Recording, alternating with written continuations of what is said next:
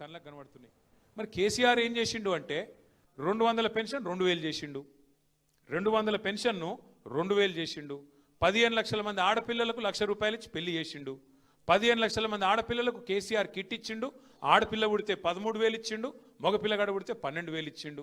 నువ్వేం చేసినావో చెప్పు జరా. 2 ఏళ్ళే కదా నువ్వు వచ్చి ఒక్క ఇటుక పెట్టినావు ఎక్కడన్నా, ఒక్క పొక్క తవ్వినావు ఎక్కడన్నా, ఒక్క మనిషికి సాయం చేసినవా, ఒక్క కొత్త పని పథకం మొదలు పెట్టినవా, ఒక్క ఇందిరమ్మ ఇండ్లు అంటాడు, హైదరాబాద్లో ఒక ఇందిరమ్మ ఇల్లు కట్టినవా చూపెడతావా ఎక్కడన్నా? 2 ఏళ్ళు సరిపోలేదా మరి? అందుకే నేను అంటున్నా, బండ్లగూడలో బండ్లగూడలో ఏమైనా కట్టిండా అని అడుగుతుంది అక్క. ఆయన కట్టేటోడు కాదక్క, కూలగొట్టేటోడు. ఆయన కూలగొట్టేటోడు. హైడ్రా హైడ్రా హైడ్రా అని చెప్పి గరీబోళ్ళ ఇళ్ల మీద పడి కూలగొడతాడు. మరి అదే పట్నం మహేందర్ బిల్డింగ్ కనబడతలేదా కొత్తవాళ్ళగూడ చెరువు మధ్యలో? ఆ చెరువులో మధ్యలో కట్టింది ఆ గెస్ట్ హౌస్ హిమాయత్ సాగర్లో. మరి దాని ఎందుకు కూలగొడతలేడు? గరీబోళ్ళదేమో అల్కగా దొరుకుతారట, హైడ్రా బీడ్రా అని వచ్చి కొడతారు. మరి ఆయనది కనబడది.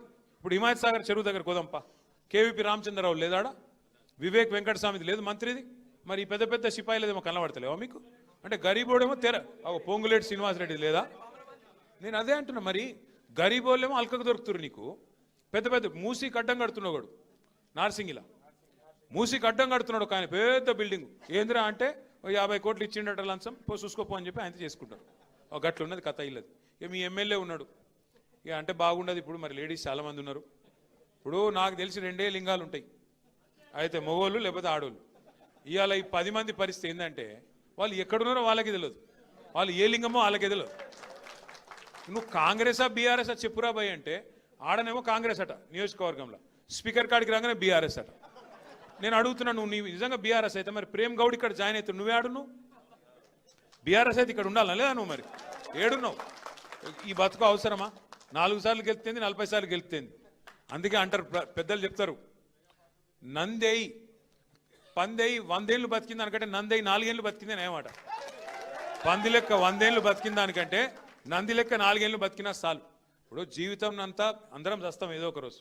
బతికిన 4 ఖదర్తో బతకాలి. చచ్చిపోతే కూడా మంచోడు చచ్చిపోయినరా అనాలి, చచ్చిపోతే ఈ బద్మాష్ గడు చచ్చిపోయినా అనుకుంటే కష్టం.